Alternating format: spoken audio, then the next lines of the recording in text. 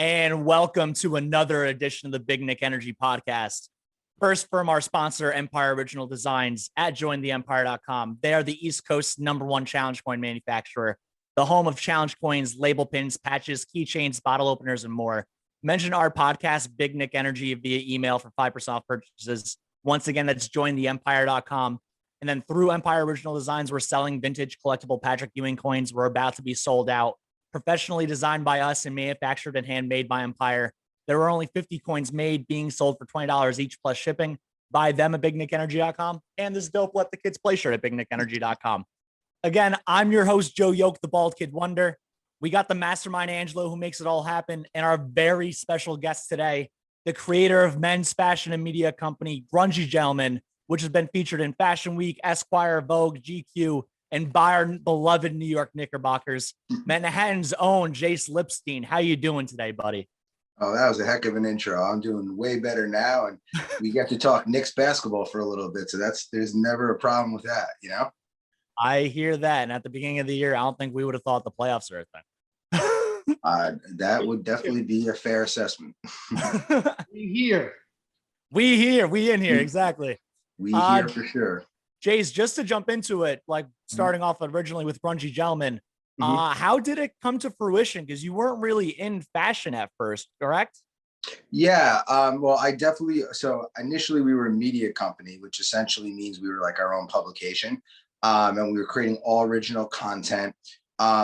So I just really felt that style wasn't being covered in the way that sort of the lens I wanted to see it. I'm somebody who loves sports, loves hip hop, music, Hollywood I'm interested in and stuff. And like, just to give you a silly example, I started like 10 years ago, I was interested in also a basketball show, but guys like, what Rob Gronkowski would wear going to the gym. And, now like whether it be leaving their cars and heading to the tunnels almost become players runway, especially in the NBA. But like, just basically behind the scenes style wasn't really covered. So I sort of saw a void in that space. We then matured as far as like, I guess, a publication, and like emerging brands wanted to start collaborating with us as far as designs. We did a lot of that. And then eventually Nas, who's obviously a legend in New York, approached me to do a clothing line with him. I created the name, the LLC, the logo with him, of course, and the designs. And we launched it co-branded together as 50-50 partners. And then he took it off on his own. And it was really successful. Because of that, someone at Mercedes-Benz Fashion Week, which was the old guard for Fashion Week. So I guess I'm showing my age a little bit, but they your face doesn't, man. You look really young, by the way. We were talking about that before. There you go. So basically they approached me and they were like, well, I'll just tell the story. So basically we're at this party and I'm just in like a conversation, pretty normal kind of thing. I did a drink my hand, to be honest with you. Anyways, they're like, hey, I saw what you did with Nas. And well, I was so humbled by it because I was very young in my career. So I, just to hear people like my designs as a designer, that's kind of what you want to hear, right? Yeah. So I was very appreciative, and I was hearing it a little bit at the event. So it was getting me a little bit excited. And I was one of my first like events sort of since the thing was public, since like the partnership was public. And what year was this, by the way? Oh, that's a good question. Probably like 6 years ago already, at least. Okay. But anyways, so they're like, oh man, you did a great job. Like, do you have any of your own designs? And like I said, that's why I kind of was trying to tell you this was casual. I just was like, oh yeah, like I was drinking a little bit. So I was like, yeah, like you got to see this. It's right. It's on my phone. Yeah. So I just like handed it to them, and they're like scrolling, and they're like, how would you like to open New York Fashion Week? And I was like, well, as a matter of fact, I would like to. Yeah. And the truth is, I didn't really even have a clothing brand yet, like my own brand established. But from there, obviously, I made some moves and we progressed it because I felt like that was a great launching point for the company and sort of a great platform to, to sort of debut. So that is how, I guess, Grungy Gentleman as a clothing brand came about. What was the name of the brand with Nas? History. He still has it to this day. Oh, that was you. I already knew that because I did a bunch of research prior. You just blew Angie's mind, though. Yeah, actually, as this is a Knicks hat I made, which is actually similar to one of the hats I saw you guys wearing. Yeah. But Without the stripes though. yes, exactly. And on the back, it says New York Forever in the Illmatic font, and that was a homage to sort of how my career started.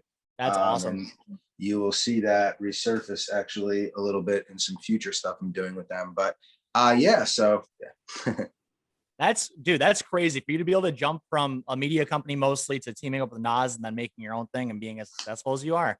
That is not a normal pathway for people to like find success.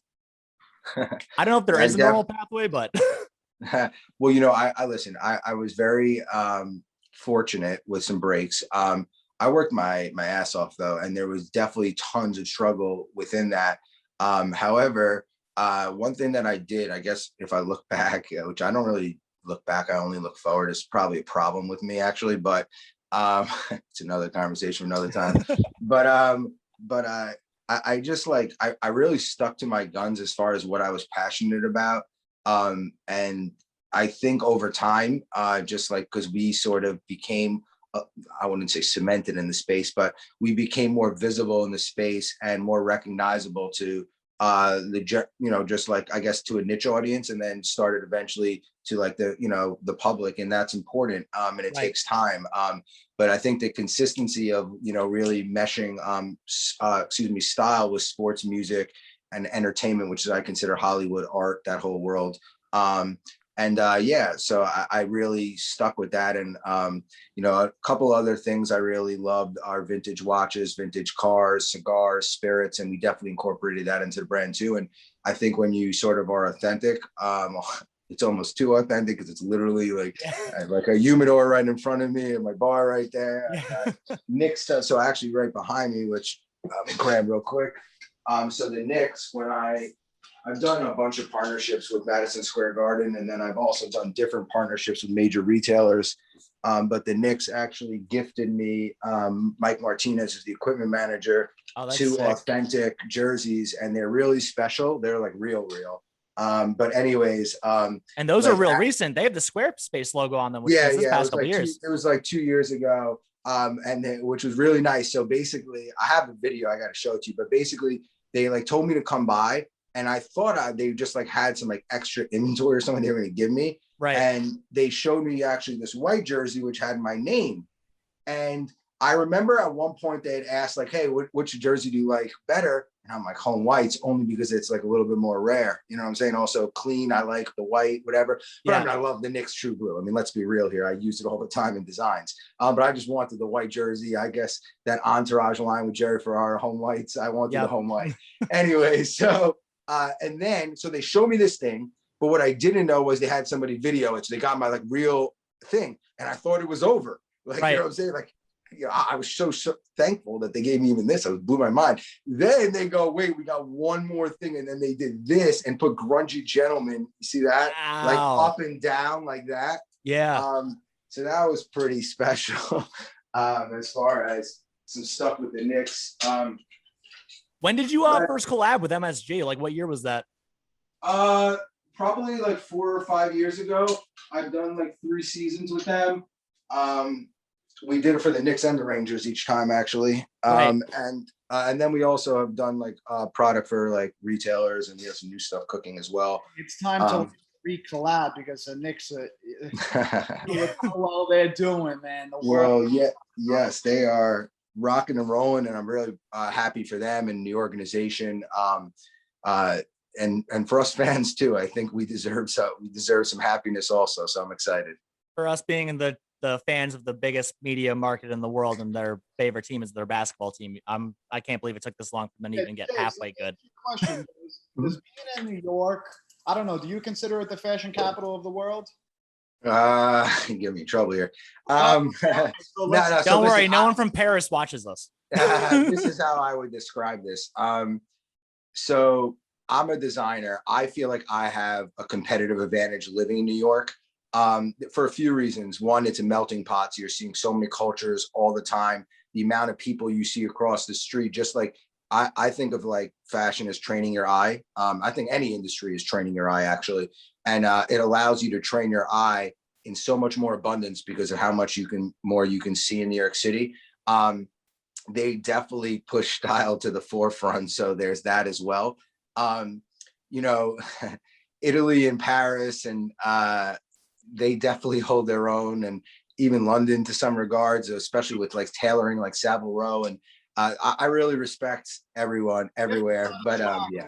Though, right? Sorry for that BS, political answer, but yeah, I had to do that. A little different kind of swag over there, right? New York has its own kind of swag, in my opinion. Yeah, well, of course, first of all, New Yorkers can easily be identified. In fact, when you break up the 5 boroughs, you can even give specific characteristics for people from each borough. So yeah, New Yorkers definitely have a certain kind of swagger, like you said. And I think that's why, you see a lot of brands, or you go to even different cities and you'll see restaurants or even clothing stores, and they'll have New York at the end of it. There's something like almost a cosign of excellence that you have when you associate yourself with New York. Now, I can tell you a story with baseball that was quite mind-blowing to me. Before you go into that, are you a Met fan or Yankee fan? Oh man, now everyone's gonna hate me. So this is the only sport I'm like this, but I'm actually a Mets and a Yankee fan, and it's because of family situations where I grew up going to both games. I became fanatical Jace, to the me point too. where I was. Oh, there you go. So I too. was calling into WFA. I was actually calling into WFAN as a kid. Nice. Like for both, and I just it got to a point, and I'll be honest, my friends rip on me about it all the time. But you know what? I get to enjoy two games, and you know what? Screw you. So no, but anyway, so I respect that answer. I've actually got to work with both teams also, which has been a dream come true. And my product's available in Yankee Stadium and Citi Field. But well, anyways, this is not where I was going with this. So actually, my first partnership with Major League Baseball actually came the way with lids, and it was with New Era. And I did 2 different styles with the Yankees, and it was 7 markets. And I guess you would say it was my first partnership with New Era, and a lot was riding on it. And we were supposed to launch for beginning of playoffs, and something happened with customs out of everyone's control. And it just was delayed maybe a week to 10 days. But that made a huge difference because at that point, just to give you guys an idea, it was, I think 3 years ago or 2 years ago, the Yankees played the Red Sox. Unfortunately, the Red Sox won in 5. But what happened was when you get an order from a major retailer, they basically place an order for what they consider the chase teams. And that's basically who they think is going to chase for a title 4 or 6 months before it happens, because they have to guess basically, right? So hopefully they're like 60 or 70% right on the teams, and the other ones hopefully are decent sized markets so you can move through the product. So we had done 7 markets. The Yankees and the Red Sox were 2 of the teams. Now, being the fact that my product, unfortunately, the Yankees and the Red Sox, for whatever reason, were the first game 5, like basically the first series to end that year. And there was still some game 5. So basically my product launched 10 a.m. the day after game 5. I was going to lose a major market like Yankees and Red Sox. I was quite nervous, right? And especially being my following is, primarily in New York. I mean, it's definitely spread around, but, nice little base being I'm a New Yorker. So I really wanted to make sure that the project was successful, because I figured maybe I'll never work with New Era again if it's not. This is my chance with Major League Baseball. I got to make it happen, right? Right. Your mind just goes to all the worst places, basically. Yeah. So I'm hammering now, which was amazing. Lids, New Era agreed to do a digital spend, which we'll get to. That actually never happened. But I was basically that morning going please, what I'm saying? Let's get this going. Because I'm thinking that morning, the Yankees lost around midnight. 10 hours later, we're releasing Yankees product. I'm like, who the hell is going to want this Yankees product? Right. I'm freaking out. Anyways, I'm going into war mode almost, right? All right, we got to make this happen. So the product drops. I don't see them sort of doing the digital spend yet. They tell me they're going to do it around 12:30. That's what their analytics said. Fine. Right. So all of a sudden I'm just chilling, trying to kind of maybe drop some social media content on it. And I see that the buyer from Lids, who actually has now moved on to a different company, but he was there for over a decade, said that the Yankee hat was sold out. Now, What? remember, like I was, this is only 10 minutes in, like literally, like if it dropped at 10, this is 10:10 or 10:15. Right. So I'm like extremely not predicting that, especially because of the Yankees lost. And, you know, I'm just thinking, I'm a huge fan. Like, would I go the next morning and go start grabbing merchandise after my heart was broken? I'm ready to kill the Red Sox, and I'm upset. You know what I'm saying? But anyways, he was right. And a bunch of teams also sold out a little bit later as well throughout the day. But what that really showed to me was that NY emblem means more to people than just even the franchise itself. There is a sense of pride and passion that New Yorkers have. To me, as far as basketball goes, there is only one team in New York. The other is from Let's go. We don't have to ask that question no more, Joe. We were going to ask you what the team in New York was. Well, I mean, politely, you know, I'm a New Yorker, so I don't root for the New Jersey Nets. But anyways, so just that was an awesome story, and I wanted to share it with you guys, and sort of just, you know, I'm proud and happy that this New York Knicks team is not only a team that's winning, but it's really symbolic of that 90s team that I'm 36 years old. So I grew up in the early 90s era, and I'm obsessed with that era. It's what made me fall in love with basketball. And they really embody that toughness. Coach Thibodeau, I mean, before Breakfast Club has won me over, let's just put it that way. He is the coach of the year. If they don't give it to him, by the way, I mean, they already gave Monty the coaches voted on one. The media one still has to come out, but they already gave it to Monty Williams. Did they really? Yeah, they already gave him the one. Monty Williams is a great guy, but that's ridiculous. I don't mean that to like. First of all, roster. You know, I mean, Thibodeau. First of all, let's just talk about this. That means that Julius, I guess, wins most improved player, which he won that by the halfway mark. Yeah. So I don't get that, because to me, first of all, you have to credit Thibodeau for bringing that out of Julius Randle. I mean, I'm guilty of this, and I love Julius Randle. I can't believe how good he is every single game. I'm like, yo, same. The things he does. I still to this day cannot believe he takes pull-up threes and they go in. I don't understand. When he starts doing these threes from 2 steps behind, I'm like, what the I'm like, are you one of those that wanted him gone after last season? No, like, I mean, me personally, but we didn't expect this, right? I mean, listen, if you're a liar, if you would have said, I mean, I wouldn't have said I wouldn't have given him away, but if you would have given me something to get return in, I would have absolutely explored. I would have been open to trading any single player on the entire roster going into the season. Agreed. Yeah, I literally can't believe. I mean, outside of, I would have told on RJ Barrett, but everyone else, I would have thought to get rid of. I would have made absolutely everyone accessible if the trade was right, including RJ going into this year. Now that being said, Tom Thibodeau completely changed the culture. I've heard this defensive moniker from 8 coaches prior to him that was going to happen.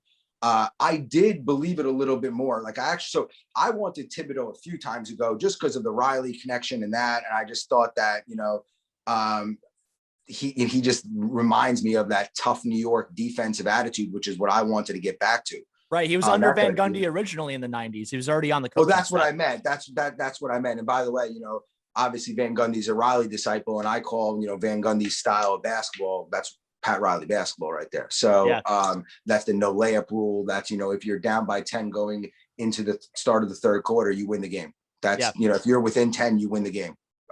You're expected to. Now, listen, the Knicks are extremely exciting. I really hope that this culture continues next year, because it seems too good to be true right now a little bit. I mean, they seem to love each other. It's like a love fest. I'm sure a lot of, you know, fans and everyone is sort of excited or cautiously optimistic about free agency, because you don't want to mess with this nucleus right now. You don't want to mess with this camaraderie. However, you still do need to, you know, if you win a championship, you need to improve a team. So that's going to be very key, is continuing to bring in high character guys that, you know, really don't completely would change the culture because they're too Hollywood. Do you have a couple of guys in mind that you maybe want to get? Obviously, Lonzo Ball's been talked about a lot, and obviously a lot of fans want to get rid of Elfrid Payton for obvious reasons. But anyone in mind you would like be willing to get rid of and then also bring in? Well, mine, unfortunately, the gentleman is tied to a contract, but I've been saying for 6 years already, I want Damian Lillard. I feel at one point he will become the disgruntled superstar that eventually has to make a move. And if New York is a destination where I guess he could win and then also get that platform of it being New York. You know, I heard Stephen A. Smith say New York's not a destination yet. Well, I'll tell you one thing. Look at the seismic shift from just making the playoffs. If we beat the Hawks round one, we'll be the hottest team to sign with going into the offseason, in my opinion. I remember just last summer, they were telling us we were an organization that was not a destination, and that changed before one full calendar year. Yep. And that also should show you why Coach Thibodeau should be the coach of the year. That is an absolute, not only a standing shift, a complete culture shift. And you know what? One where it was almost seemed like, how do you get out of this hole? And like you said, under a year. Unbelievable. Yeah. Jace, question for you based on the call. Actually, the numbers changed. Are you a gambling man by chance? Not that much, no. It's okay. Just a real quick stat for you. If you bet the money line on the Knicks every game for the full year, you would have made 18. Well, I know that. So the Knicks did great covering. So, I mean, I know enough to know that. 18 times the amount you would have bet. Wow. When I was in college, I actually did that when the Lakers were bad. And I bet on Kobe every single time. I was betting a little bit of money. Right. But I think I ended up at the end of the season winning like 1,800, which at the end of the day, for me, in college, it's a lot of money. I thought I was. You have no idea what it is. But anyways, yeah. So I guess I should have bet on the Knicks a little bit. I was going to ask, at what point during the year did you start to think the Knicks were actually a good team and not just a good story? Wow, that's a great question. I was nervous to the last game. That's because I'm a Knicks fan. No, I mean, listen. We expect the worst most of the time. Of course. No, but listen, you saw it was how hard they were playing.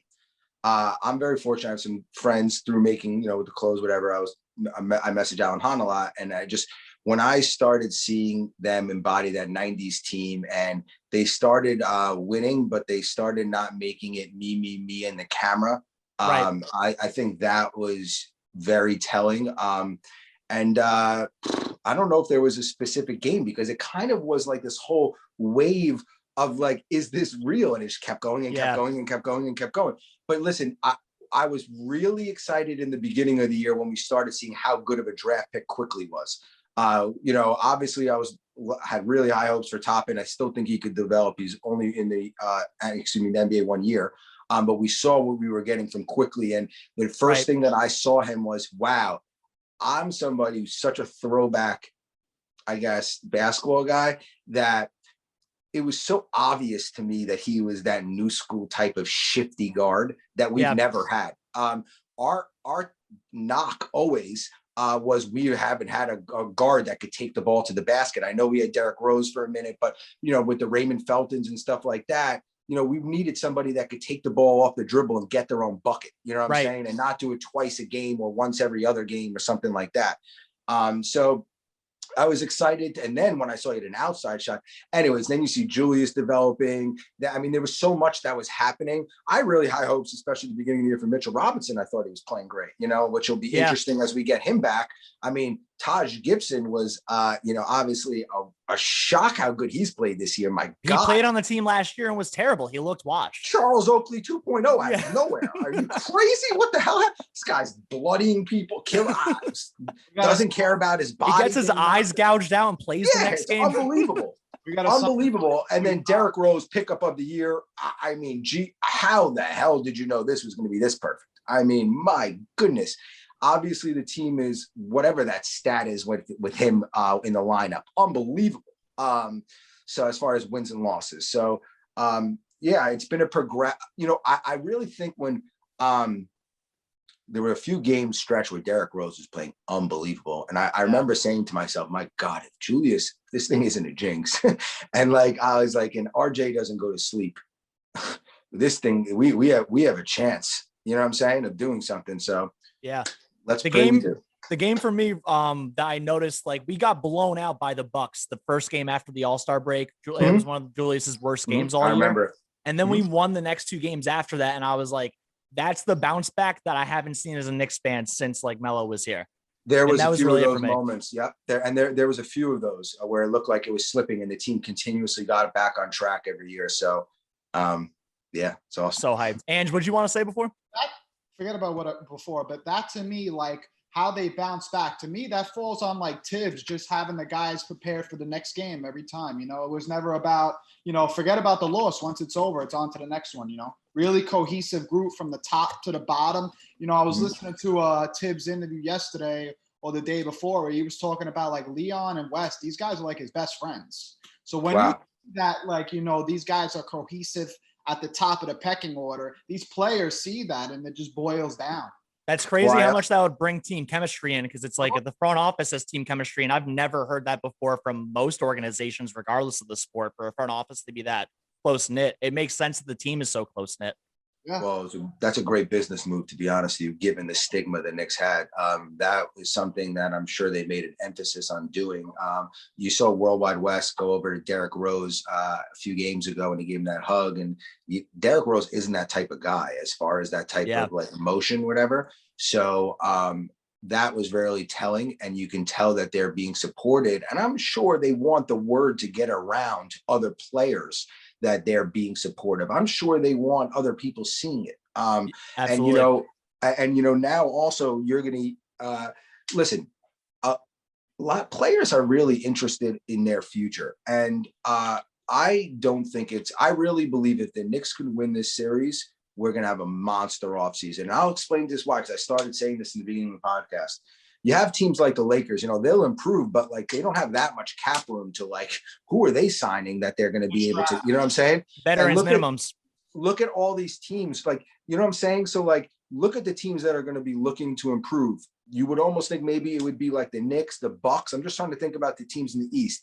I almost think the Heat are going to have a tough time improving also, because they got a lot of pieces. And in order for them to get a piece, they might have to sacrifice a piece or two, like a Duncan Robinson, which I think on the open market will get a lot of money, but that's a key cog to their team. Ask us how losing Steve Novak, who, listen, I know he didn't play much defense, but that killed us as far as the camaraderie. So like, you got to be, so I'm looking around of who are the teams that could bolster, that are in that top 6 to 7. Maybe the Pacers would want to get better a little bit, but but again, if it's us, the Pacers and the Bucks, I would think as an other player, if I am not 100% sure that Giannis, I know he has a contract, but you know what I'm saying? Like if they start losing a few more years, I think New York might be as attractive, if not more, because especially you can make more money on like, like endorsements. I don't understand why we can't have a huge offseason this year. And by the way, you know how we were due for a winning season finally? Yeah. We're also due for a damn good offseason. Okay. An amazing one. Agreed. Fuck yeah. That's what I'm looking for, honestly. It's like we need to sign people. We have $60 million in cap space, and Julius Randle's definitely going to get his extension. Before I actually go off on that point, what do you think? Where do you think they meet in the middle? Do you think he takes the 4-year? Do you think he does 5-year? Do you think he does like 2 and 2? Julius deserves every penny he gets, and I actually don't say that about many NBA stars. As much as the culture change happened with Thibodeau and their upper management, if they don't have a superstar that buys in and controls that locker room, this doesn't work. And he is going to become, whether we even surround him even with better athleticism, talent type thing, he will always be that Paul Pierce, that pretty much he will be he's the Knick now, right? And he will luckily, hopefully for us, retire as a Knick. And hopefully he will do some recruiting as well.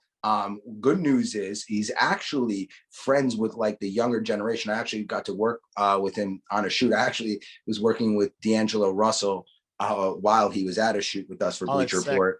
Yes. So I didn't really work directly with Julius at all, but he was there.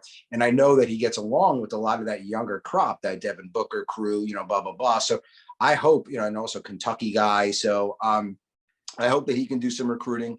I hope that, listen, I also know that the Knicks have better people going into battle. for us. A Worldwide West is more connected than anyone we've ever had in an offseason where we actually were prepared to go into the offseason with them as management, which is different. Even Leon Rose already working for CAA and being a major part of it for so long. Completely, yes. I've even worked with his son. He also works there. So yes.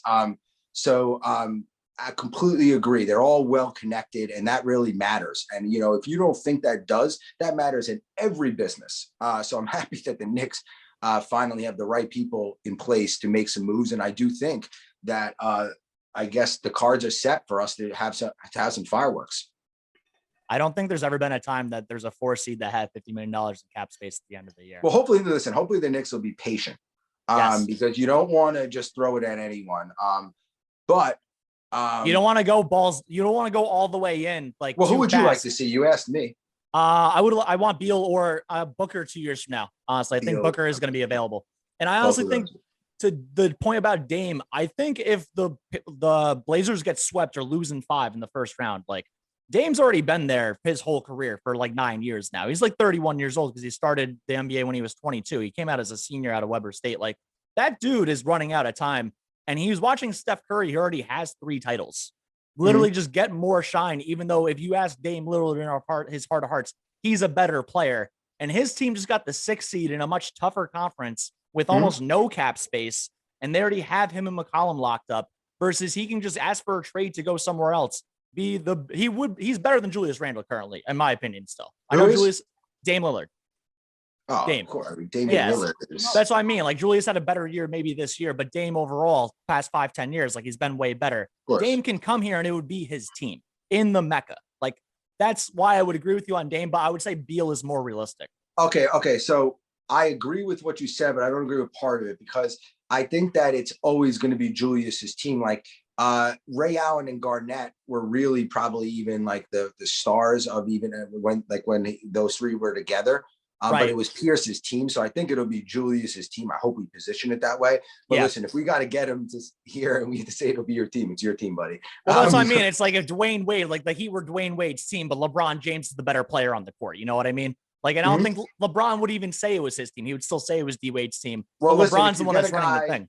Listen, if you get a guy, if you're going a guard route, right? If you're going, whether it's Damian Lillard, whether it's Bradley Beal, whether it's someone who can create a jumper, that really makes a guy like Nerlens Noel so much more important to lock up. I really think that Julius Randle has been able to have the type of season he's had, not fully responsible, but partially responsible that, listen, prior to Nerlens Noel coming, Mitchell Robinson was playing great and he does block shots and he does get in the way of a lot of people. Then Nerlens Noel came literally and was a rim protector we never knew we had. I mean, he became Dikembe Mutombo. It was unbelievable. I mean, the last game with everything on the line, my clutch. First of all, not only blocks, clutch blocks. You know how hard that steals. He averages over 2 blocks and 1 steal a game. He's the only one in the league. Unbelievable. So, like, the nice thing is that the Knicks have some role players that are really, really strong. And if we can get them on good contracts and are able to have some flexibility, because listen, if you have a shooting guard, you have Julius Randle. If we have anyone who's the center who could block and rebound, you get a Damian Lillard. Oh my Lord, you know what I'm saying? That's it. So we'll see. I'm really hoping for it. Ben, did you want to ask a question? Yeah, no, I got a statement of who I think we should get in the offseason. Sure. As far as Damian Lillard, he is great, but like you said, what is he, 32 now? I'm not sure. 31, 32, whatever it is. So some of my favorite teams to watch in the most recent years was always the drafted Golden State, the young guys who grew together to become Golden State. Stephen, Clay, and Draymond. Yes, and the Oklahoma City Thunder. That team. So you're going to say keep growing the talent? So no, what I'm going to say is keep most of this team, move the pieces that we can get advances on. But as far as signing goes, I don't think I'm interested in a Lillard. I think I'm interested in Alonzo Ball. Well, it's a trade. I think a younger guy, cheaper. Build with him and then maybe get potential superstar talent somewhere else. Because I think the point guard position is growing with younger guys that, Damian Lillard is the show. We'll see how you like Lonzo Ball's jumper after game 10. Hey, I watched Lonzo Ball make them lose to us by leaving Reggie Bullock in the corner on the last play of the game. Knows how to pass. and we need a guy who knows how to pass. We have Derrick Rose, but his time is also running. We know his worth. Yeah. I just think we need someone young at the point guard position, especially going back to what you said, Julius Randle vibes with the young guys. Julius Randle could still be the guy with Alonzo Ball. And then we pick up another superstar. I'm not sure who that other guy is, but as far as point guards go, I'm looking. So your ceiling for Alonzo Ball is a superstar? No, but possibly one of the better passers in the league.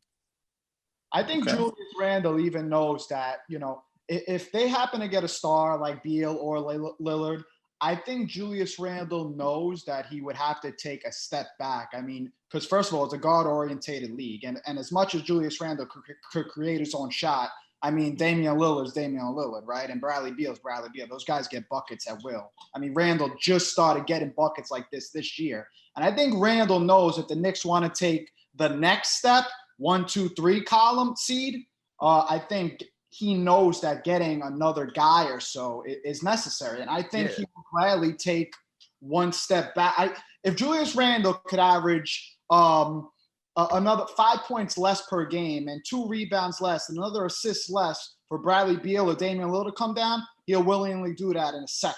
Last thing I want to say because I do want to get to the Hawks before we have to wrap up Jace's time. Julius Randle averaged 24, 10, and 6 this year on a 45-41 split. Not worried about free throws right now. If we have a much better guard that actually draws the defense towards them, I don't think his numbers have to really go down. I think his efficiency just goes up. Like, he's shooting 45% from like the field overall, but 41% from 3. His like 3-pointers, a lot of them are covered. Like, he dribbles into a lot of them now. Those 2s that he makes, they're like baseline jumping out the out of bounds 2-pointers that he makes. Like, if you have someone that just draws the defense towards them a little bit and a little away from him, though, that 45-41 could turn into 48-43. Exactly. He might just not need the ball as much. Yeah, I agree. Listen, Julius also, like you said, this is his first year scoring like this. This is the first year defenses are seeing him do this. Yeah. And I'm worried, listen, defenses are eventually going to throw different things at him. I'm sure it's going to happen in the playoffs, right? And it's going to be abundantly clear that we need another person to be able to score if, the defense is keying so much on Julius, because they might eventually make the rest of our team beat them, and just take Julius out of the game. And when that happens, it'll be really clear that we need somebody else. But I agree. I think that we could have somebody that can complement Julius's game. And I think when you put superstars together, that is a huge part of like whether analysts, say if it's going to work or not, or if it really does work or not, Right. And that is going to be the key. And I think it has to do with our team with not only skill, like we've said, but personality too. So, let me ask you a question. Bradley Beal seems like a nice guy, though. Is he too strong of a personality still, though, for this team? Is he not young enough? What's your take? Because he is somebody that I could see if Russell does move on, that he's gone. Right. The only thing I worry about Beal is that he has had a tendency throughout his career of taking plays off defensively and like noticeably taking them off defensively. Like, he's the type of dude that if you don't give him the ball for a couple of possessions, and he averages 30 points a game, like I would also want the ball every possession. I get it. Like, he's the best player. He's the best scorer on their team by far. And he has been literally since like John Wall, like the second year before he left. But he can't do that under Thibodeau if we actually were to get him. So that would be the one thing I would worry about, is that like, you might be a superstar, but if you take 2 plays off in a row, like, you're going to get yanked. I absolutely agree with you.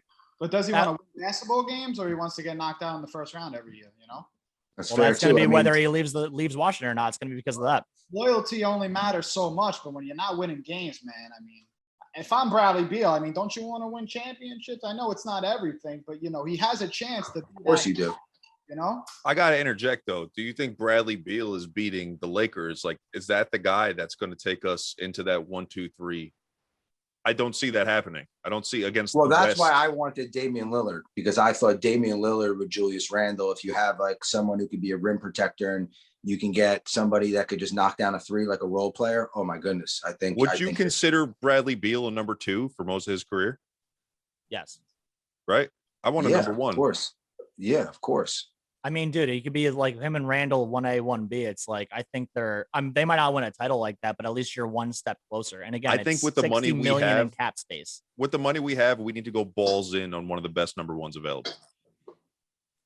I mean, we're going to find out one way or another. You said you wanted Alonzo Ball, which would be way cheaper, but it's also not something you need to. I'm saying you he's don't not have to break the What bank did for him. Damian Lillard we'd have to acquire via trade? We would. Yeah, we'd have to get rid of a Yes. couple of draft picks and then probably a couple of players. But yeah, I mean, But we I'm already saying the thing is Lonzo we Ball's still We have, also have a lot of draft picks, though. we have 8 Yeah. for the next 3 years still. Like we're not going to Lonzo use all Ball's 8. not the guy I think we signed. Like he's a guy we get. I don't think he's a star. He's just a guy we get in free agency. Or no, we have to trade for him. I'll right? tell you what, man. Damian, the more I think about this, Damian Lillard has that attitude like Julius too. Yeah, Dog. Damian Yeah, Lillard he acts would- like a he New Yorker. would- oh man, it would work. Yeah, I think it would. I would honestly love it. Imagine we still have Quickly coming off the bench, RJ in that lineup. We would keep one of Burks or Bullock. We would be lethal. Like we Jace, I went gotta from, ask we you a would go question. from going a major defensive team to like being an offensive juggernaut with good defense still. Yeah. Jace, do you consider conversations where you move Mitchell now that we see how injury prone he's been this year? It's a great question. Let's see. I mean, I think you have to take calls and see what you can get, given that you might wanting to be. I mean, the problem is I don't know if you're going to get the real value you would because he's coming off the injury and people are going to look at his physique and be like, oh, he could be someone who's injury prone. But if there is real value out there for it, let me turn the question around to you. Would you Sure. do it? I would. If we are getting a real deal center that can shoot, I don't know. I haven't done enough research to pick that out yet, but I would package Mitch with some of the picks we have. Why not? Yeah. Again, I think it really just comes down to if the value exceeds what, you know what I'm saying? But I think we can make that value up with picks. He's a sell low that currently. That's the only issue is like from the injury standpoint. It would be sell low for us. Yep. I was. Mhm. Go ahead, Jace. No, I mean, obviously there's a lot of players in the offseason that I'm interested to see what happens with our team. So yeah, one of them actually is was my model for my test collection. Yes. I mean, before that, it was wait for the lottery. Yeah, I mean, I just worked with Kevin Knox. He was it was about like 6 months ago, but he was the model for our collection, like for our Grungy Gentleman collection, not with the Knicks, just like our luxury brand. And I'm interested to see if we can keep him or what's going to happen. But yeah, the Knicks are exciting because there's a lot of moving parts that could make this work. But I'm sure a lot of us want to see this come to fruition and not get messed up because just like you can make a good trade, you could also make a bad trade. Very true. So just like a good signing, a bad signing. And I don't want to bring up some of the past ones, but I saw the T-shirt you made. So yeah, exactly. There's a few of them. Oh my God, We got one coming your way too, Jace. We're sending you one. Oh, great. We had Tim Hardaway listed twice on there and took him off. So I mean, Mhm. Jace, to get to it though, like we are facing the Hawks in the first round, obviously. Mhm. Couple takeaways you have from like the games during the regular season. What do you think is going to translate to the postseason? And then also, I wanted to ask you like major X factors for both teams, where it's like it's not going to be Randall or Rose, or it won't be Young, Capella, or Bogdan. Like, why would either team win? Sure, of course. Great question. I mean, as far as the X factor, I think the X factors all year for the Knicks have been quickly and Nerlens Noel. I mean, that's a fact, and I guess a little bit of Taj Gibson. But anyways, as far as the last game the Knicks played against the Hawks, I think that's what we should be focusing on, just because it's so recent. Right. Listen, they were giving them fits before the Hawks were giving us fits before Trae Young went down. Which Young was tearing us up. me. Okay, exactly. So I wondered, and my wife watches all the games. Very lucky with that. My wife loves the Knicks with me. Great wife. And watches all quick the sidetrack. You guys are expecting now, right? Yes. Dude, congratulations. Let's go. Thank you so much. I appreciate that. He'll be wearing Knicks jerseys before you know it, my son. Yeah. But anyways, yeah. So my wife watches the games with me.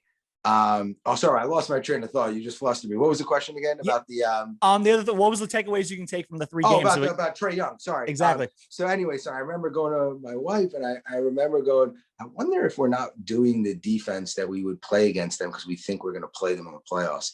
Only because Thibodeau is so smart and he was letting Trae Young run wild on us. He's like Belichickian. I thought, no, but I was like, all right, this is what I would do.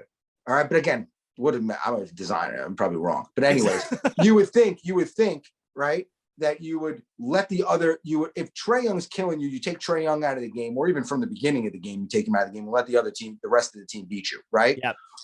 You think you would do that, right? Especially because I think, I mean, I know that kid Collins is athletic.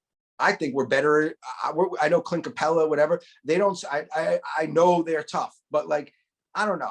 I like Julius over both of those guys, right? So Same. I think that we take and I think our defense is really tough in the interior too, like with Taj and Nerlens Noel, because it's all they're focused on. They're not focused on getting 20 points a game. They're focused on causing havoc, boxing out. Oh my God, thank the Lord, somebody's focused on boxing out finally with this franchise. But anyways. You know, I think that you take Trae Young out of the game, you let other people beat you. And, you know, listen, the key for us is, and you know, I pray you can't let Lou Williams have a resurgence like, you know, one of those 35-point games and steal or Gallinari. That was my next one. So, and then you can't let Gallinari get loose and all of a sudden have 4 3-pointers and end up with 18 or 20 because he also went to the line twice. You can't do that because he's going to hit his free throws. Yep. And you know, I'm not worried as much as Cam Reddish and all that stuff. Listen, because he's young, going to be his first playoff series. Cam's worried. Out. Cam still has a hurt Achilles from March. He's not even playing.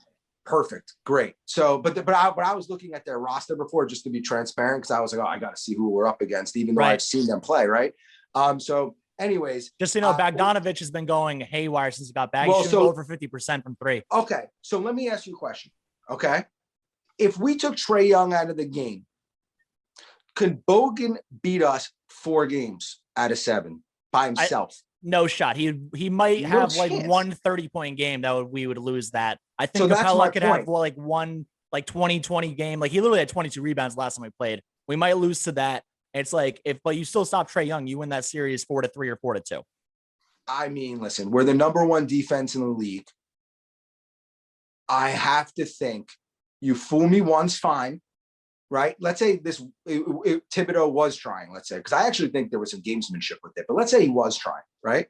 Fool me once, fine. You're not going to fool a guy like Thibodeau. He has too much pride, piss and vinegar. Right. He's not going to let whatchamacallit, especially he knows what's on the line here too. All right. He's not going to let Trae Young just go absolutely lunatic nuts. Like, first of all, I hope that the Knicks watch a VHS tape of those 90s Knicks teams. If Trae Young starts going wild, we better knock his ass to the Bronx. John Starks and Charlie Ward better go out there and literally punch this dude in the face. I know this sounds mean. I don't care. He better have black and blues the next day if he thinks he's just going to waltz through the lane and do shifty layups. Get the hell out of here. And that fake foul call thing. That's that big Knick energy. That is that big Knick energy. Do you give Frank Ntilikina minutes? You know, listen, the thing is he's long on defense. So it's really going to be a test of what's happening with Trae and Bogan, right?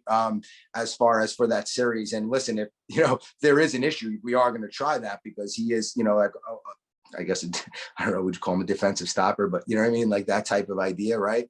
You know, what's interesting with Frank though, is I think he really has, I know this is going to be controversial.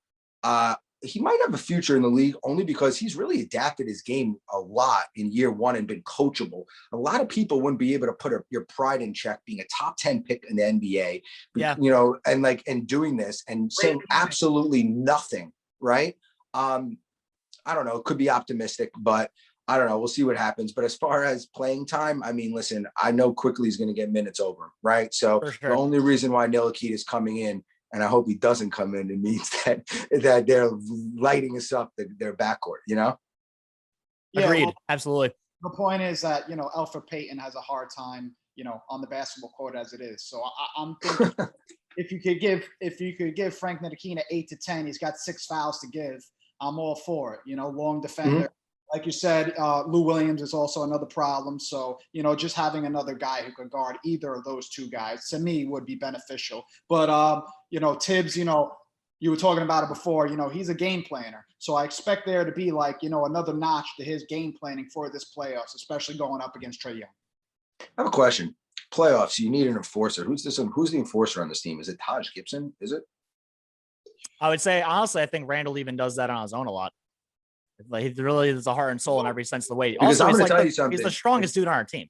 If we get to the second round at one point, you're going to see one of our players need to step up in a physical nature where it's going to get testy. And we're going to need somebody to basically be that alpha male. And if you don't believe me, then you haven't seen Knicks play basketball before. Guys, I think I agree. I think it's going to be Taj Gibson. It kind of has remnants. I know he's not as old as like the Rasheed Wallace and Kurt Thomas. Pretty old. He's like 36. I mean, is he at that age? But that was like team, they gave their size up Taj Gibson. I could probably knock him. But it's like, you know what? Give your body for the team. And I think Taj kind of has that mentality this year. And I think Taj is going to, like, if Noel fouls out and we got to rely on Norvell Powell and Taj, you better bet your ass Taj is giving his body to the game for Tibbs and just for the way the year went. Well, Jace, real quick. I mentioned this on our last podcast. So Mitchell Robinson's surgery was March 29th, and the average length of the time that it takes for this surgery to heal and for a player to get back is 9.8 weeks. And 9 weeks would literally be Monday.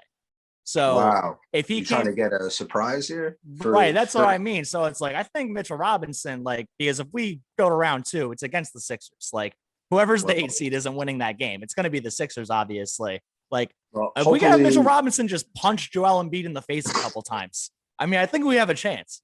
There you go. At least get him a technical foul or something, get him suspended for a game or something. But listen, my birthday's on March 29th, so hopefully that'll bring Mitchell Robinson some good luck. And we'll get him back soon. But also, though, you got to be careful with bringing a young guy like that back too quick, especially in a playoff atmosphere. He's never played in the playoffs. Especially a lankier build. He's 7 foot and like of course. Exactly. And also, like you said, he could be a valuable asset that we need this summer. So, but then again, I know the other side, I mean, you can't really test things in the playoffs. We don't have the liberty to do that. Right.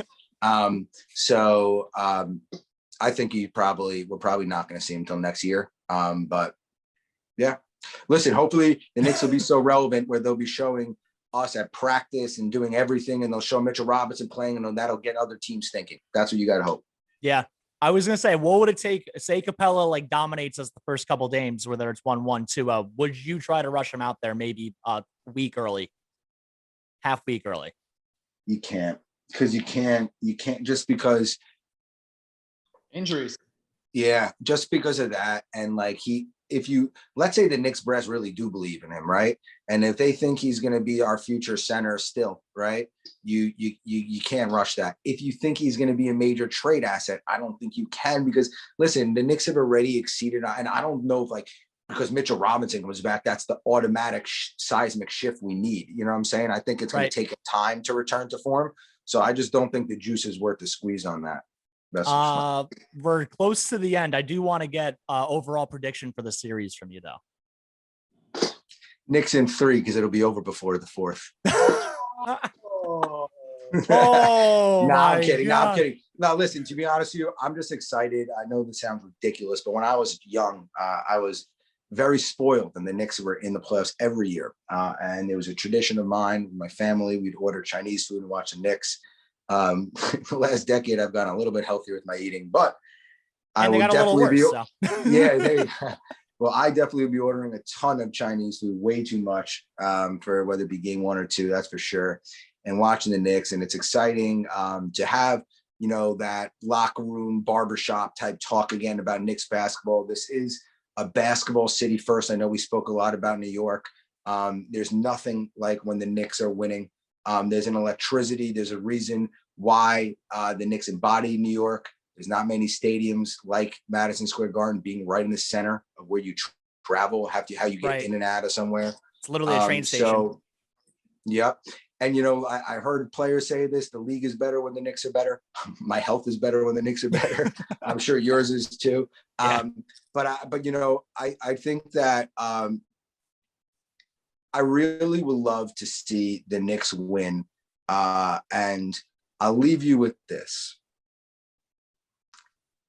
I don't even know what I would give to see the Knicks beat the Nets this year. Oh, I would give anything.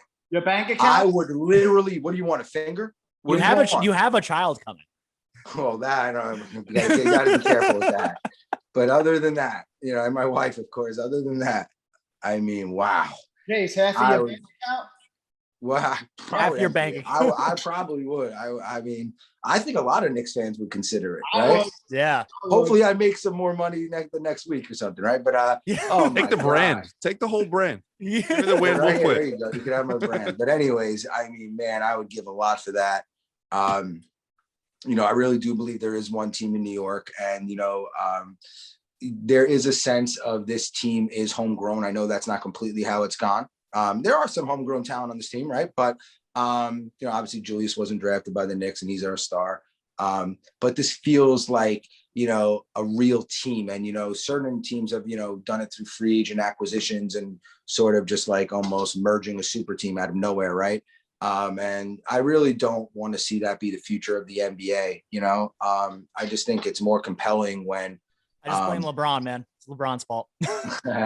Well, but you know what though? It definitely, like, you know, listen, if the Nets go out and win a championship this year, all these storylines, don't get me wrong, will be great, but it will be superseded by, if you need to win a championship, go team up with some of your buddies, right? And be an unfair team. And that's how you get it done.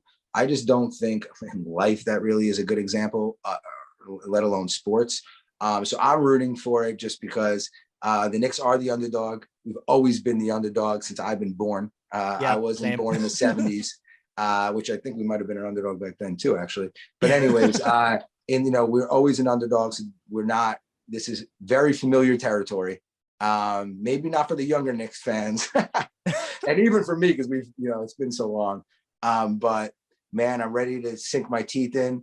I'm ready to see the Knicks play some defense. Defense wins championships. Let me remind every single Knicks fan and every NBA, you know, we can do all this. Defense wins championships. And there will be a point, even if you're an offensive team, you will need to get defensive stops in order to win championships. This team is built upon that. Let's hope they continue to grow with that, I guess, identity. And we'll have the old Knicks era back, and we'll be good for a long time. That is what I am looking for. Ange, I feel like you feel the same way, right? Listen, one thing Tibbs is bringing, and there was always going to be defense, you know, and he talks about it. He talks about it all the time in every principle. He goes, winning basketball, it's always going to be the same thing. One of the things, getting stops on the defensive side. Yep. And Completely. corner threes, which is what we've done this year. Jace, real quick. Well, last two questions, I'll make it super fast. No rush. One is, I actually answered the question before I forgot. One is, tell us about your brother, Skylar Aston. I'm totally joking. How often do you get asked about Skylar during interviews? Actually, not often, but he's obviously an actor and he does his thing and he's very successful and a lot more talented than me. I don't know about that, man. You seem like you must be a much more better Knick fan than him, so I'm on your side. Oh, no, he's quite a big Knick fan himself. We might have to get the brotherly interview one day. I guess so.